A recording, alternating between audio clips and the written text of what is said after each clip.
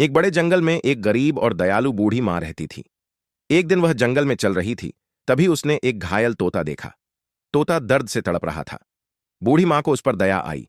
वह उसके पास गई, प्यार से उसे उठाया और उसकी मरहम पट्टी करके उसे आजाद कर दिया। फिर वह अपने घर वापस लौट गई। कुछ दिनों बाद वही तोता ठीक होकर वापस आया। उसके मुंह में कुछ फलों के बीज थे। उसने वे बीज बूढ़ी मां के आंगन में गिराए और उड़ गया। कुछ दिन बाद उन बीजों से एक बड़ा पेड़ उग आया। उस पेड़ पर सुंदर सेब लगे थे। बूढ़ी मां ने एक सेब तोड़ा और खाने के लिए काटने लगी।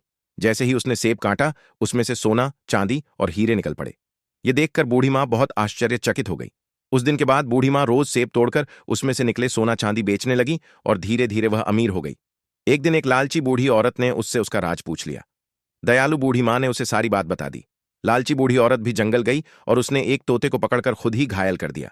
फिर उसने उसकी मरहम पट्टी करके उसे छोड़ दिया। अगले दिन तोता ठीक होकर आया और कुछ बीज गिराकर उड़ गया।